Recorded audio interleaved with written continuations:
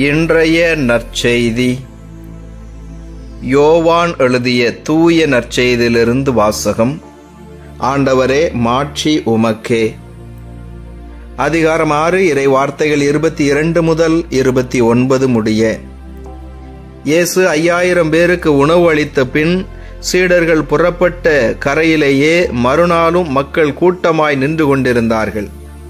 முந்தின நாள் ஒரு படகை தவிர வேறு படகு எதுவும் அங்கு இல்லை என்பதையும், அதில் இயேசுவின் சீடர்கள் மட்டும் போனார்களே அன்றி இயேசு அவர்களோடு அப்படகில் ஏறவில்லை என்பதையும் அவர்கள் கண்கூடாக பார்த்திருந்தார்கள்.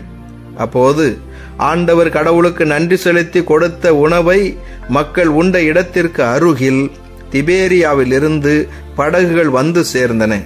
இயேசுவும் அவருடைய சீடரும் அங்கு இல்லை என்பதை கண்ட மக்கள் கூட்டமாய் அப்படகுகளில் ஏறி இயேசுவை தேடி கப்பர்நாகுமுக்கு சென்றனர். அங்கு கடற்கரையில் அவர்கள் அவரை கண்டு, ரபி, எப்போது இங்கு வந்தீர் என்று கேட்டார்கள். இயேசு மறுமொழியாக, நீங்கள் அருமடையாளங்களை கண்டதால் அல்ல, மாறாக அப்பங்களை வயிறார உண்டதால் தான் என்னை தேடுகிறீர்கள் என உறுதியாக உங்களுக்கு சொல்கிறேன். அழிந்து போகும் உணவுக்காக உழைக்க வேண்டாம், நிலைவாழ்வு தரும் அழியாத உணவுக்காகவே உழையுங்கள். அவ்வுணவை மானிட மகன் உங்களுக்கு கொடுப்பார். ஏனெனில் தந்தையாகிய கடவுள் அவருக்கே தம் அதிகாரத்தை அளித்துள்ளார் என்றார். அவர்கள் அவரை நோக்கி, எங்கள் செயல்கள் கடவுளுக்கு ஏற்றவையாக இருப்பதற்கு நாங்கள் என்ன செய்ய வேண்டும் என்று கேட்டார்கள். இயேசு அவர்களை பார்த்து, கடவுள் அனுப்பியவரை நம்புவதே கடவுளுக்கு ஏற்ற செயல் என்றார். ஆண்டவரின் அருள்வாக்கு. கிறிஸ்துவே உமக்கு புகழ்.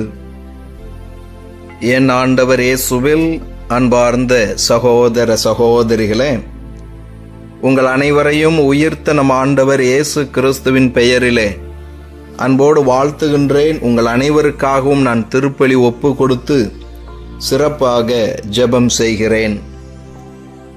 இன்றைய நற்செய்தி வாசகத்திலே பார்க்கிறோம்,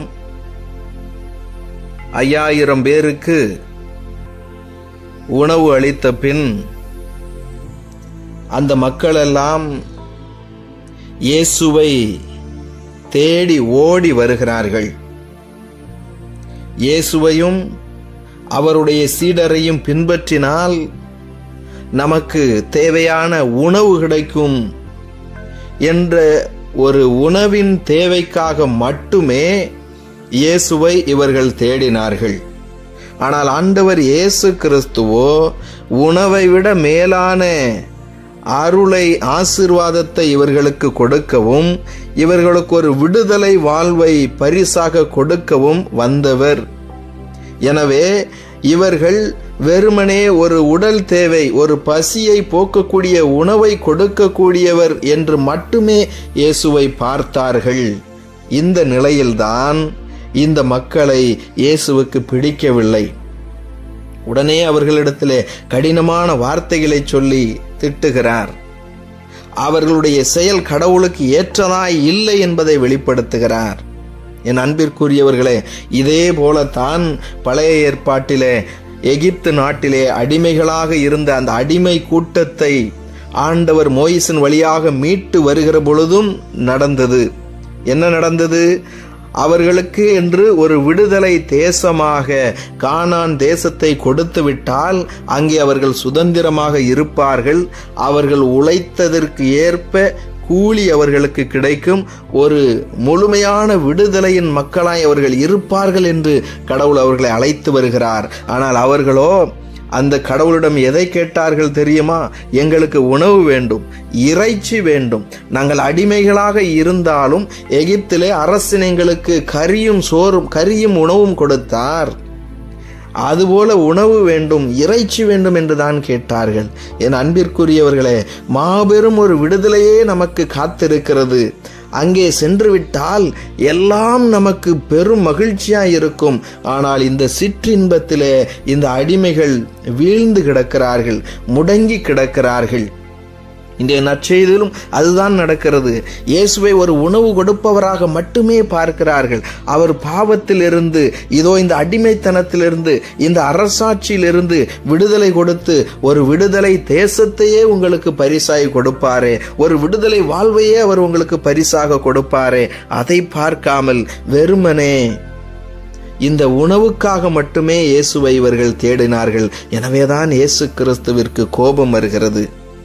என் அன்பு சகோதர சகோதரிகளே, நாமும் நம்முடைய வாழ்க்கையிலே முன்னேறாமல் இருப்பதற்கு என்ன காரணம் என்று சொன்னால், பல நேரங்களிலே நாம் சிற்றின்பத்திலே மூழ்கி விடுகிறோம், முடங்கி போய் விடுகிறோம். ஒரு பெரிய விடுதலையை நோக்கி, ஒரு பெரிய மகிழ்ச்சியை நோக்கி செல்லக்கூடிய பயணத்திலே நாம் இந்த சிற்றின்பத்தில் சிக்கி அந்த பெரிய மகிழ்ச்சியை அடைய முடியாமல் தவித்து கொண்டிருக்கிறோம்.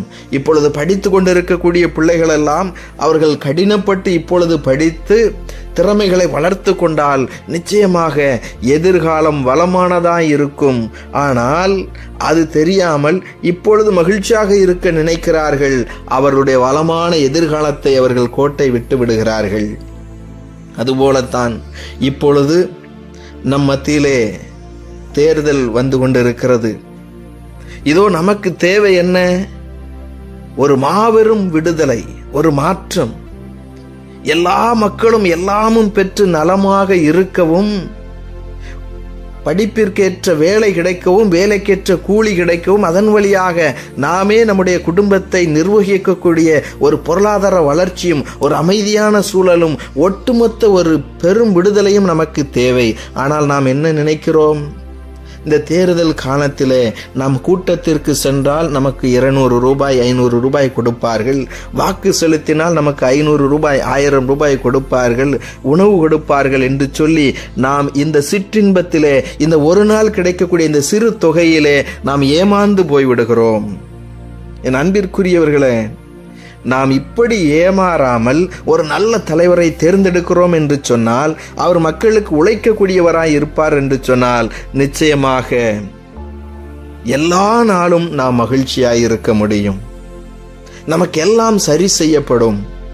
ஆனால் இன்று இதோ இந்த சீடர்கள் வெறுமனே உணவுக்காக இயேசுவை தேடியது போல நாம் இலவசத்திற்காகவும் இந்த 500-1000 ரூபாய் பணத்திற்காகவும் அலைந்து திரிந்து கொண்டிருக்கிறோம். நம்மையும் பார்த்து ஆண்டவர் இயேசு இப்படித்தான் கோபப்படுவார்.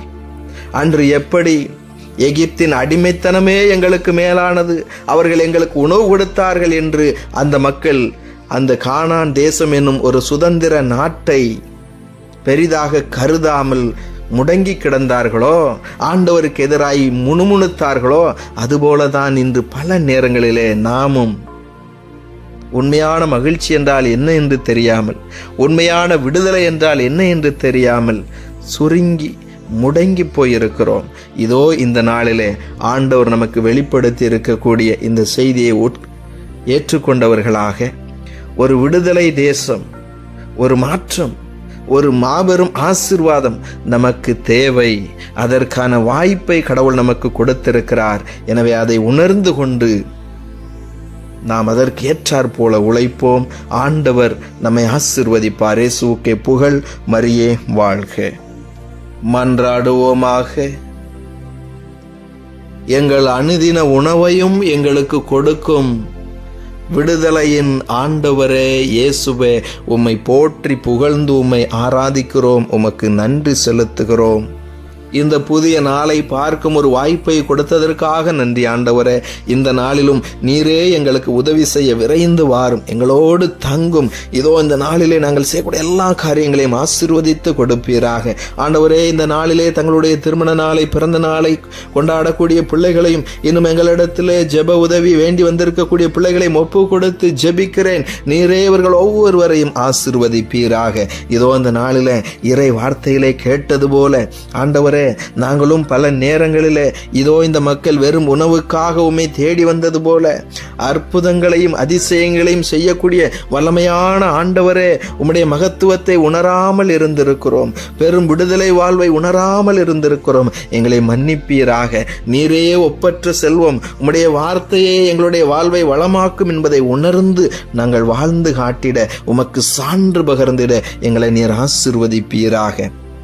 இதோ இந்த நாளிலும் குடும்பத்திலே அன்பும் அமைதியும் சமாதானமும் தங்கி இருக்க வேண்டுமாய் ஜெபிக்கிறேன். ஆண்டவரே, குடி நோய்களிலிருந்து உம்முடைய பிள்ளைகள் விடுதலை பெறவும், கடன் பிரச்சனைகளிலிருந்து விடுதலை பெறவும், இதோ சந்தேகங்கள் உறவு சிக்கல்களிலிருந்து குடும்பங்களுக்கு விடுதலை கொடுத்து நீரே அன்பிலும் அமைதியிலும் சமாதானத்திலும் பொருளாதார நலனிலும் இவர்களை நிரப்ப வேண்டுமாய் ஜெபிக்கிறேன்.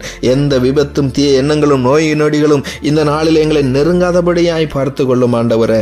இதோ நோய்வாய்ப்பட்டு கிடக்கக்கூடிய பிள்ளைகள், கண்ணீரோடும் வேதனையோடும் இருக்கக்கூடிய பிள்ளைகள், உமையே தஞ்சமென நம்பி ஜெபித்துக் கொண்டிருக்கக்கூடிய வேளையிலே அவர்களை நீர் தொட்டு ஆசீர்வதிப்பீராக. எங்கள் மத்தியிலே வாழ்ந்து மரித்தவர்களையும் நினைத்து பார்க்கிறோம் ஆண்டவரே. இந்த ஆன்மாக்களுக்கு நித்திய இளைப்பாறுதலை தாரும். இதோ திருமண காரியங்களுக்காகவும், குழந்தை செல்வத்திற்காகவும், வேலை வாய்ப்பிற்காகவும் நம்பிக்கையோடு காத்து கொண்டிருக்கக்கூடிய பிள்ளைகளுக்கு உரிய காலத்திலே தேவையான ஆசீர்வாதங்களை கொடுத்து நீரே அவர்களை மகிழ்ச்சிப்படுத்துவீராக. நீரே அவர்களுக்கு நம்பிக்கையை கொடுப்பீராக.